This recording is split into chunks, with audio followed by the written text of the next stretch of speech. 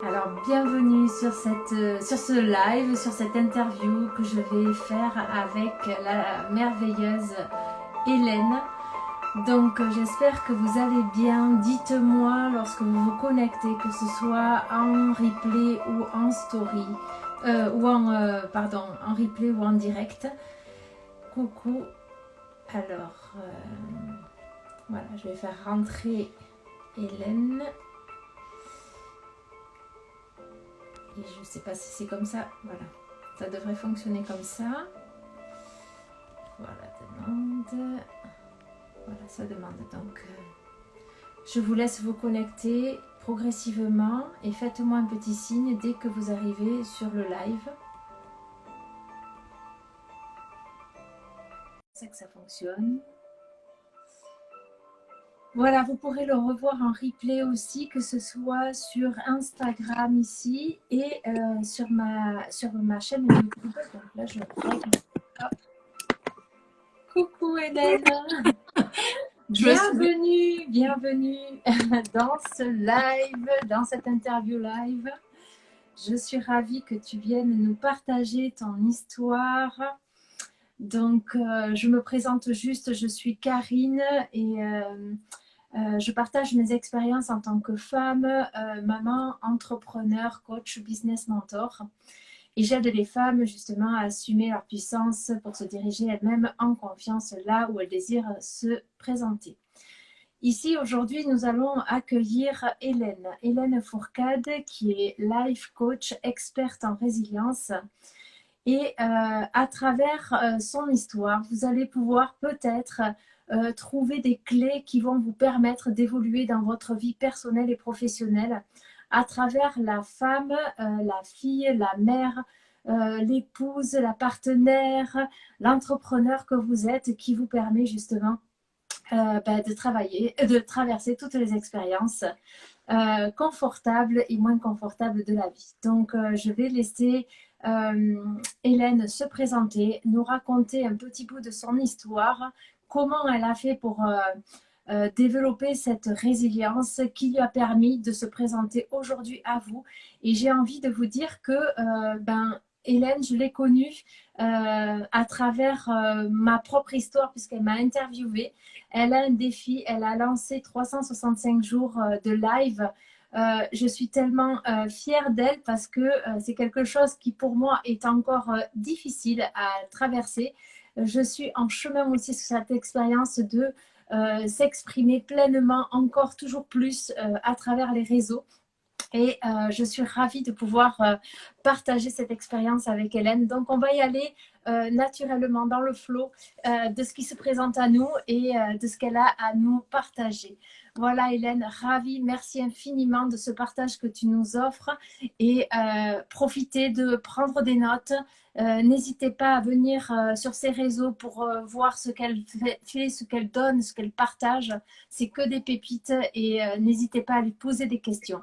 Voilà, ou même à travers ce live, n'hésitez pas. Voilà, Hélène, merci. Merci Karine. En tout cas, je suis ravie d'être là, présente avec toi aujourd'hui. C'est vraiment un plaisir de te retrouver, puisque effectivement, on s'était déjà vu lors d'un live il y a quelques mois en arrière maintenant, sur mon défi 365 jours. Donc, juste pour actualiser un petit peu, aujourd'hui, j'ai fait mon 279e. Donc, Oui, tu je l'ai vois, vu. ça avance. Ça avance. Du coup, moi, c'est Hélène Fourcade. Je travaille comme life coach aujourd'hui et je suis experte en résilience. Euh, j'ai toujours, en fait, je pars du principe que tout le monde a cette résilience en soi. Et je pars du principe que c'est pas quelque chose que l'on apprend, c'est quelque chose que l'on a et c'est quelque chose qui demande juste à être mis en avant dans sa propre vie, dans son parcours de tous les jours. C'est vrai que j'ai vécu des expériences un peu difficiles ces dernières années qui ont fait que cette résilience est ressortie, mais finalement c'est quelque chose que j'avais déjà en moi, comme nous tous d'ailleurs en fait. Voilà. Donc, je ne sais pas trop comment tu veux intervenir, à quel moment est-ce que tu veux me poser des questions Alors, en fait, c'est par rapport à ce que tu vas partager. Ben, peut-être que je lèverai un petit point, mais il n'y a rien de... Il n'y a pas de piège dans mes questions.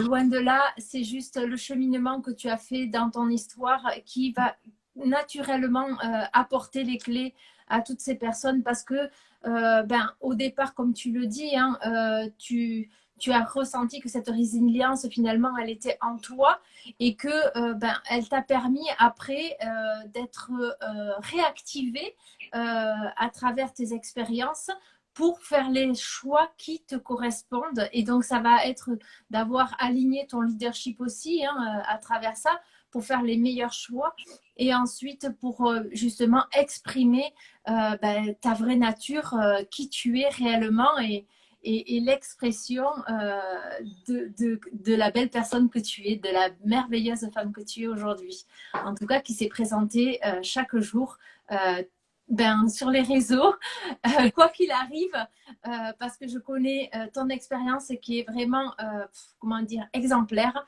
Et donc voilà, tu es vraiment une inspiration, une source d'inspiration pour toutes ces personnes qui justement aujourd'hui traversent ces expériences-là. Et je t'en remercie parce que vraiment, ça va aider énormément de gens. Merci. Je te remercie en tout cas.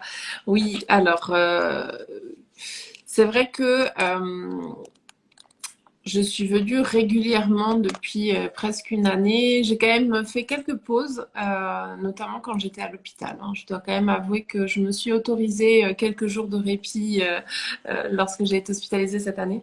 Mais sinon, j'ai commencé mon compte il y a un peu plus d'1 an maintenant et le but de ce compte Instagram, c'était vraiment de pouvoir partager mon expérience, de pouvoir partager cette évolution, de pouvoir partager vraiment tout ce que je ressentais au fond de moi parce que je pense que c'est utile de voir que même quand on vit des situations difficiles, on peut aller chercher cette force en nous parce qu'on l'a tous en fait.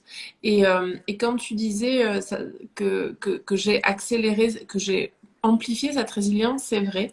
Elle a été amplifiée par plein de choses parce que je me suis faite accompagner, parce que je suis dans le développement personnel, parce que j'ai les outils effectivement pour aller chercher ce qu'il y a de mieux en moi finalement et me permettre de transmuter et de changer mon mindset parce que pour la faire un peu courte, je viens de traverser un cancer, donc il y a 2 ans en arrière. Et effectivement, bah, quand on t'annonce une maladie comme celle-là, bah, tu as deux choix. C'est soit tu t'effondres et tu te laisses couler dans un... j'ai même pas les mots parce que comme c'est pas l'option que j'ai choisie, tu vois, je peux pas trop imaginer comment c'est parce que c'est pas l'option que j'ai choisie. Mais je sais qu'il y a vraiment que deux choix. C'est soit tu te laisses aller dans cette noirceur et c'est une dégringolade, soit tu t'autorises quand même à dégringoler un petit peu parce que bon, faut quand même le dire, c'est quand même une annonce qui est difficile à accepter. Mais finalement, euh, j'avais cette envie de vivre en fait qui était plus forte. J'ai un petit garçon. euh, Quand je m'imaginais dans ce qui allait être cette parenthèse de vie, je m'imaginais pas que ça soit un point final en fait. Tu sais, c'était. En fait, je me suis battue pour lui, mais pas que. Je me suis aussi battue pour moi. C'était, tu vois, souvent on dit oui, mais tu as des enfants, donc tu t'es battue pour eux. Non, c'est pas que ça en fait. Je me suis battue vraiment essentiellement pour moi. C'est-à-dire, je n'avais pas, ma vie n'était pas finie. Je n'avais pas envie de la quitter. Et j'ai décidé, tout simplement. Souvent, on me pose cette question, mais comment tu as fait? Mais en fait, j'ai décidé. Et ça paraît très simple quand je le dis comme ça, mais c'est vraiment ça. Ça a été une décision du fin fond de mes tripes, en fait. J'ai vraiment ressenti cette envie de continuer à vivre, voilà, de combattre cette maladie, même si aujourd'hui, j'aime plus ce mot de combattre, de lutter. Ça me paraît tellement lourd aujourd'hui. C'est juste, j'ai accepté ce qui m'arrivait et j'ai réussi tout au long de cette expérience de trouver du positif dans chaque instant, en fait. Du positif, des apprentissages, des expériences. Chacune d'entre elles, tout ce que j'ai vécu. Et je pense qu'un jour, je ferai juste un post avec tout ce que j'ai vécu en 2 ans. Là, c'est juste énorme. Mais à chaque chose que j'ai vécue, j'ai regardé les deux côtés de la pièce, tu vois. C'était pas juste noir ou blanc, c'était noir et blanc en même temps, tu vois. Il y avait ces deux côtés, c'est-à-dire qu'il y avait bien sûr que ça a été pesant, bien sûr que ça a été difficile. J'ai eu une mastectomie, donc c'est une ablation, donc finalement c'est une amputation de mon corps. Je suis repassée par la reconstruction où j'ai fait une embolie pulmonaire, donc j'ai failli rester. Enfin, il y a eu plein de médicalement parlant, il y a eu plein d'épisodes qui ont été très difficiles à vivre. Et pour autant, j'en suis sortie à chaque fois grandie. Et je pense qu'elle est là, la clé. Et elle est vraiment là, elle réside là. Cette clé de la résilience, elle est de se dire, chaque chose que je vis, chaque événement compliqué de ma vie, chaque situation difficile, sans pour autant que ça soit une maladie grave. Hein. Ça peut être juste, je me suis pris la tête avec mon mari, je me suis pris la tête avec ma femme, je me suis pris la tête avec mon chef ou avec des amis, ou peu importe ce qui vous arrive, c'est juste de se poser et de réfléchir à la situation. Qu'est-ce que ça m'apporte de positif dans ma vie, ce que je vis aujourd'hui. Voilà. C'est vraiment très touchant ce que tu partages parce que je pense que beaucoup de gens vont pouvoir s'identifier à ce que tu as pu traverser et ce qui peut-être malheureusement traverse aujourd'hui, mais qui eux n'ont pas les clés justement que toi tu as pu trouver et qui leur permettraient finalement d'être le raccourci à leur résilience, à réactiver justement cette résilience en eux pour justement aller chercher cette puissance qui va les amener là où ils veulent vraiment se trouver et plus subir ceux qui sont en train de vivre. Ouais. Est-ce que toi, tu as rencontré, tu as été chercher les gens ou les gens se sont présentés à toi? Comment ça s'est passé? Comment tu as été comment dire, comment tu as trouvé tes propres solutions en fait par rapport à ça? Parce que tu as pu le faire seul sûrement à un moment donné, mais à un moment donné, c'est vrai qu'on a besoin quand même d'être pas tenu par la main, mais d'être accoudé, d'être épaulé, on va dire. Alors, je pense que là encore, on est tous différents. Donc, on réagit tous d'une façon différente. Et là où il y a des personnes qui ont besoin de peut-être plus de temps, j'en ai peut-être besoin de moins. Donc ça, c'est aussi une réalité. C'est-à-dire que dans ma tête, ça va très, très vite. Et c'est aussi, je pense, pour ça qu'aujourd'hui, je suis coach en développement personnel et que j'aide les gens à réactiver cette résilience. Mais en fait, pour être honnête avec vous, on m'a annoncé le cancer un 6 août, le 6 août 2020. Je suis partie en déprime pendant 24 heures. Au bout de 24 heures, j'ai activé mon c'est hors de question que ça se passe comme ça. Donc, ça a été très, très rapide. Parce que finalement, 24 heures, c'est beaucoup et c'est peu. Et qu'est-ce qui s'est passé en moi, en fait, c'est j'ai su déjà prendre la main qui m'était tendue au niveau médical, c'est-à-dire que j'ai eu un énorme soutien médical.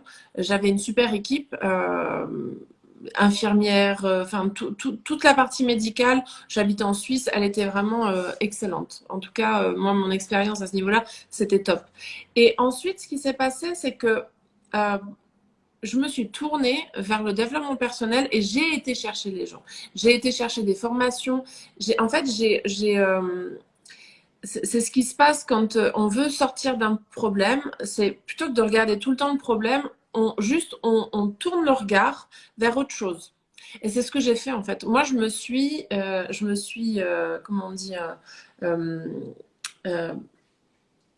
j'étais en immersion dans le développement personnel parce que j'avais du temps et que j'avais vraiment besoin de changer. Moi, je voulais pas être malade. À chaque fois, je disais, mais je suis pas malade, je suis pas malade. Donc, en fait, ce que j'ai fait, c'est que j'ai juste changé mon focus, changé mon angle de vue. Je me suis focusée sur le développement personnel, sur le coaching, sur comment approfondir justement ses émotions, ses pensées, ses croyances, etc.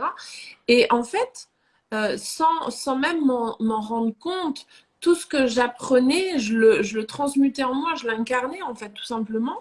Et quand tu me demandes est-ce qu'on t'a aidé, oui et non, j'ai été chercher cette aide, Mais encore une fois, parce que ça partait d'une décision.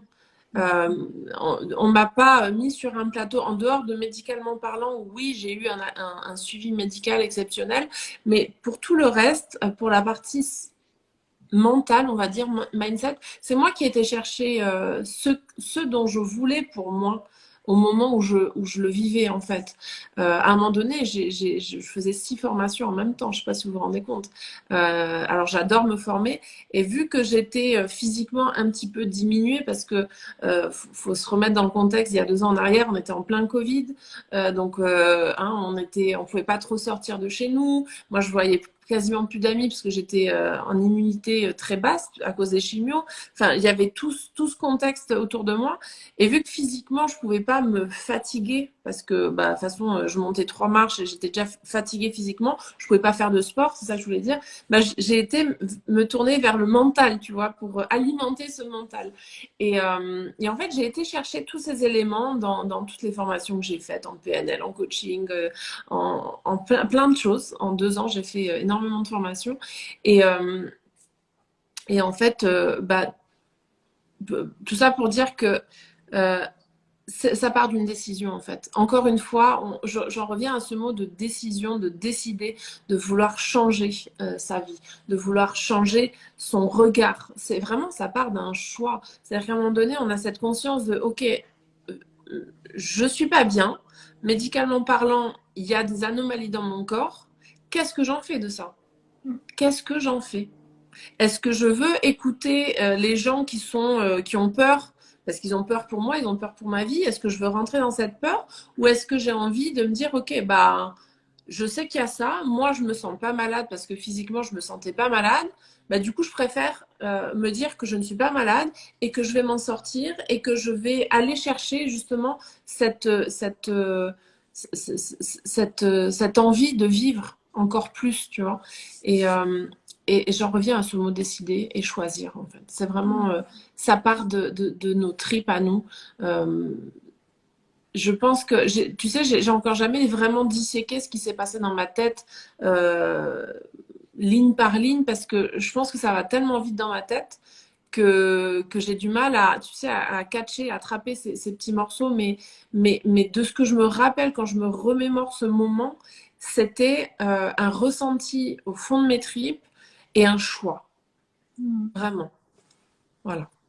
Et je vois que tu parles des peurs extérieures qui ont pu te renvoyer, qui ont pu t'être renvoyées, alors que toi, déjà, tu luttais contre tes propres peurs, entre guillemets. Et c'est ça, justement, qui t'a permis, au lieu de lutter contre tes propres peurs, ou de même de lutter peut-être face aux peurs des autres, d'accueillir justement que c'est ok que ces personnes aient peur, c'est normal parce qu'ils projettent tellement de choses. Et en même temps, eh ben, toi, c'est d'accompagner peut-être tes peurs, de les prendre, de les accueillir, de les prendre par la main et de te dire, ok, moi, ça existe, mais moi, je veux ça, je veux voir autre chose dans ma vie. Hein, je pense que c'est ce que tu disais dans ta façon de changer ton regard, de faire switch, au lieu de rester sur tes peurs, de choisir, de te choisir dans ta vision de vie que tu désirais pour ton enfant, pour toi, pour ton environnement, et non plus subir justement tous ces freins-là, toutes ces limites qui te sont renvoyées et qui finalement sont naturelles et normales, entre guillemets, quand on est simplement des êtres émotionnels. Et je crois que tu en avais parlé il me semble, sur un de tes posts, que tu es dans l'énéagramme profil 4, c'est ça? Alors, tu parles en human design ou Non, un énéagramme, non, c'était non, pas toi. Ah non, ok, j'ai cru que, bon, c'est vrai qu'on lit pas mal de choses et je me suis... Enfin voilà, donc c'était... donc je sais même pas d'ailleurs qu'est-ce que tu es en human design, peut-être tu peux partager. Ouais, je suis manifesteur générateur profil 1-3.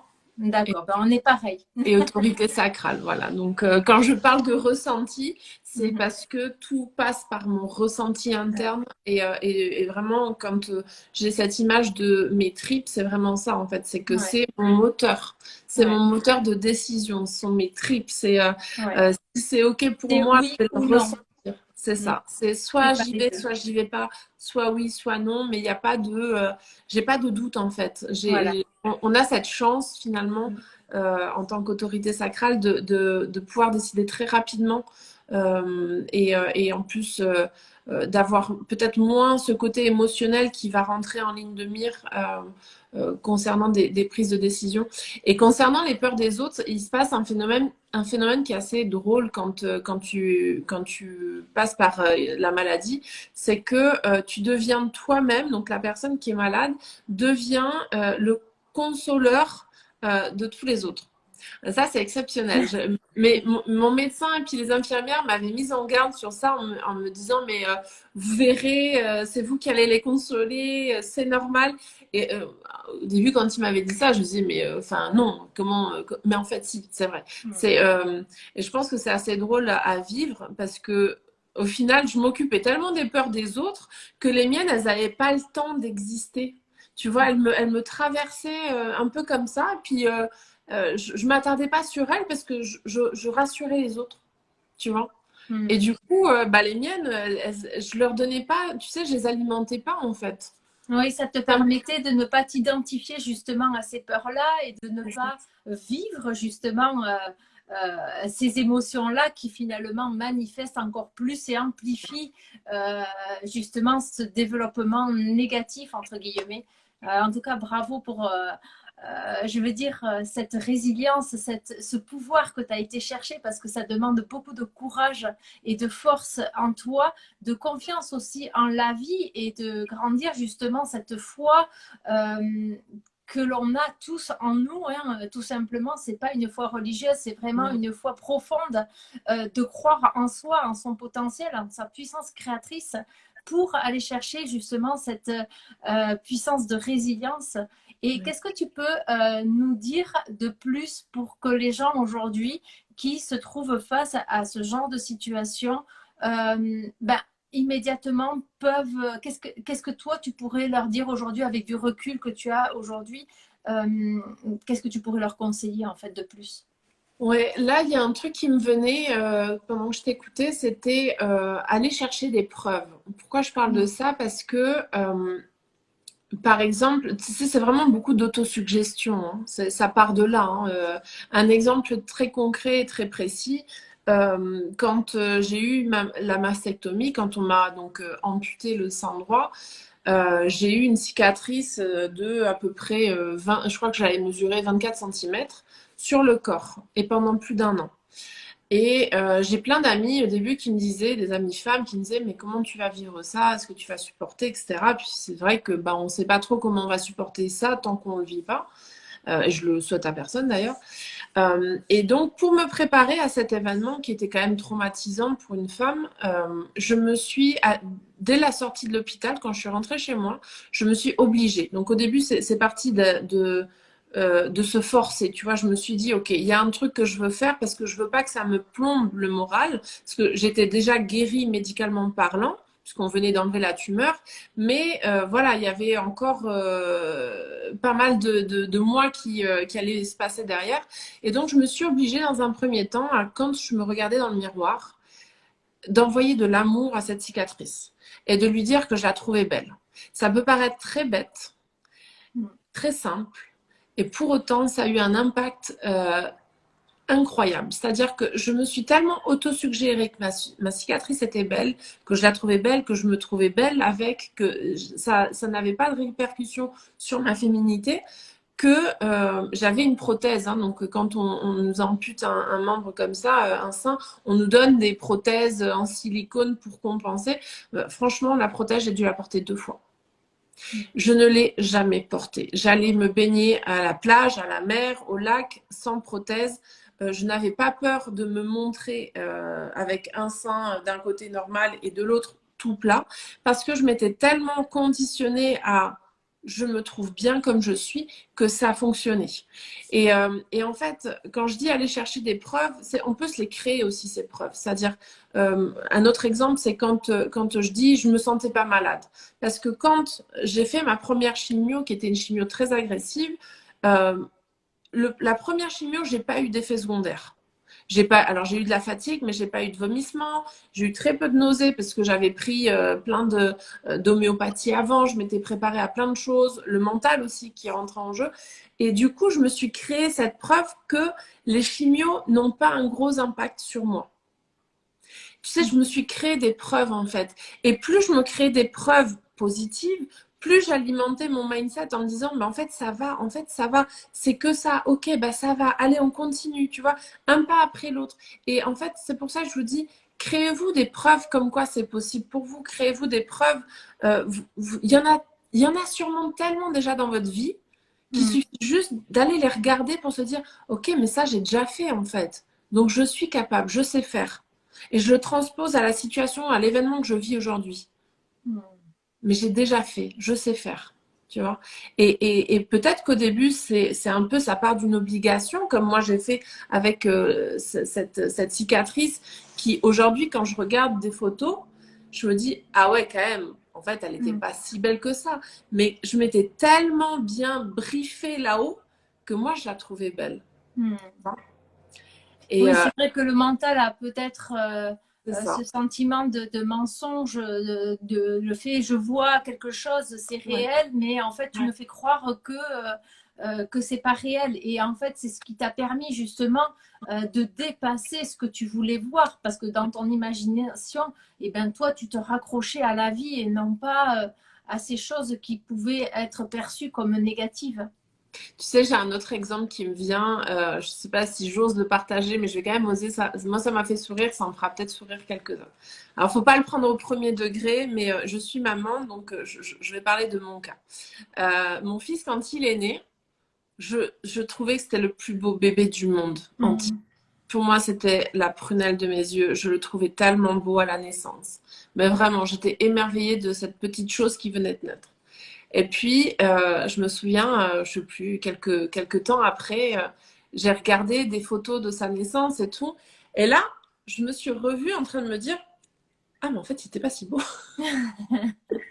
Tu vois? Mais en fait, tu sais, quand je parle de conditionner son mindset, c'est que on l'a tous vécu un moment dans notre vie. C'est-à-dire que quand tu es maman, que tu es enceinte, que cet enfant, tu l'accueilles parce que tu l'as désiré, qu'il est désiré et que vraiment tu en as très envie, bah, quand ils naissent, tu les trouves magnifiques. Et tu te poses même pas la question de il est pas beau. Non, tu le trouves magnifique, c'est ton enfant. Puis après, avec du recul, plusieurs mois ou plusieurs années après, tu regardes les photos et là, tu es un petit peu plus objectif. Tu te dis, ah oui, mais ça reste un bébé, il est un peu fripé, il a la peau, voilà, il a la tête un peu parce qu'il vient de sortir du bassin. Enfin, et là, tu es un peu plus objectif et réaliste. Mais sur le moment même, tu es tellement dans ta bulle que tu vois pas toutes ces choses. Et en fait, la maladie, je l'ai traversée parce que j'étais dans ma bulle. Parce que comme dit une personne que j'aime beaucoup, qui s'appelle Solveig, l'imaginaire, c'est du réel en puissance. Et l'imaginaire, c'est du réel en puissance, ça veut dire que à partir du moment où ton cerveau, tu le conditionnes, tu imagines que ta vie est belle, que en fait, ça devient une réalité. Et moi, c'est ce que j'ai vécu avec ma maladie. C'est-à-dire que dans ma tête, on peut appeler ça du déni, on s'en fout comment on l'appelle, mais ce qui est vrai, c'est que ça a marché pour moi. C'est que je me suis tellement répété, je ne suis pas malade, je ne suis pas malade, je ne suis pas malade. Au contraire, je vais bien, je fais des choses, je marche, machin, que j'ai créé cette réalité en fait.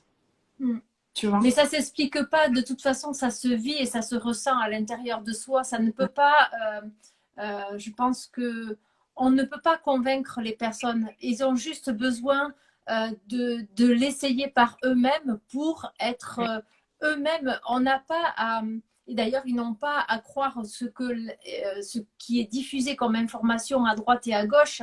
C'est juste de prendre ce qui est bon pour eux et ce qu'ils ressentent de juste et de vrai en eux. C'est tout, c'est juste de l'expérimenter et en aucun cas le valider parce que c'est une amie, parce que c'est un parent familial, parce que c'est la société, parce que voilà, j'ai reçu l'information à droite à gauche et cette personne était bien sympa, elle m'a dit que c'était bien et en fait elle n'a même pas essayé. Donc c'est vraiment d'aller chercher ce que l'on ressent de juste en nous et de l'expérimenter pour nous seulement et de partager cette transformation comme tu sais si bien le faire.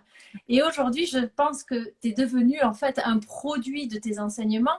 Qu'est-ce que tu proposes de beau maintenant pour toutes ces personnes justement qui attendent d'entendre haut et fort ta voix et cette résilience qui va leur permettre justement de transformer des choses pour eux? Alors, en fait, moi, je propose des accompagnements en individuel. Pour l'instant, c'est vrai que ça me plaît de travailler au cas par cas parce que on est tous tellement différents que j'aime faire du sur-mesure. Je propose des accompagnements qui sont peut-être plus en lien avec mon évolution d'aujourd'hui. J'ai un accompagnement qui s'appelle I Am Visible. Je suis visible, hein. C'est un peu aussi comment j'ai réussi. En fait, ce qu'il allie, cet accompagnement, c'est comment je me suis rendue visible à travers mon expérience de vie et comment je la transmets, comment je la partage pour qu'elle serve à d'autres. Ça, c'est dans le fond. Après, ça reste un accompagnement individuel où on va justement chercher ça, mais chez l'autre, donc chez la personne que j'accompagne. Et puis, ces derniers mois, je me suis aussi formée en énergétique, dans le quantique. Donc, je propose aujourd'hui, en fait, j'allie beaucoup mon coaching au quantique et donc je fais du coaching quantique, en fait, avec de la reprogrammation d'ADN, avec justement comment on va encore plus vite que juste aller switcher des croyances, switcher des blocages par la parole, parce que ça, c'est ce qu'on fait avec le coaching. Hein. On aide vraiment nos clients à venir transmuter ça par le biais de la parole. Maintenant, j'ai rajouté cet outil qui est sur une autre dimension, finalement, qui sur l'énergétique et qui vient débloquer des blocages énergétiques en lien avec qui on est aujourd'hui et la plupart du temps qui ne sont même pas conscients en fait. Voilà. Donc aujourd'hui, je fais vraiment ces deux choses, voilà, le quantique, le coaching quantique, voilà. Oh, c'est génial, vraiment tout ce que tu nous as partagé. Je suis sûre que les personnes de ma communauté vont pouvoir retrouver des clés qui vont leur permettre justement d'évoluer. Et une dernière chose, un dernier conseil peut-être pour le mot de la fin, qu'est-ce que tu conseilles à tous ces gens-là qui cherchent justement cet espoir, cette lumière à travers l'expérience qu'ils vivent de difficile? Qu'est-ce que tu pourrais leur dire aujourd'hui pour le dernier mot de la fin, on va dire? Ouais. Je dirais que on a tellement tout en nous que parfois on oublie de s'écouter et cette reconnexion justement entre notre mental qui nous dirige dans nos vies au quotidien la plupart du temps, reconnecter ce mental à ce corps et vivre dans l'instant présent. Voilà, c'est un peu aussi la conclusion que j'ai tirée de toute cette parenthèse avec la maladie, c'est-à-dire de redescendre. On dit, hein, le chemin le plus long, il est entre notre mental, notre cerveau jusqu'au cœur. Et c'est vraiment ça, c'est un chemin qui est long, qui est parfois difficile, cette reconnexion à qui on est vraiment. Et qui est long, mais il fait 30 centimètres. C'est ça. Exactement ça. C'est pas physiquement parlant, il n'est pas long. Donc moi, je pense que ça vaut le coup d'essayer de se reconnecter à soi et de vivre surtout dans l'instant présent. C'est-à-dire de pas, tu vois, de pas s'attarder trop sur le passé. Ça nous ralentit. Et d'être trop tourné vers le futur, ça nous bloque parfois, ça nous paralyse parce que ça peut faire peur. Et donc, quand on est dans cet instant présent, quand on est dans le moment, on n'a plus de peur en fait. Et je vous invite à juste vous poser 2 minutes et de vous poser la question, est-ce que là, maintenant, tout de suite, là, maintenant, j'ai peur?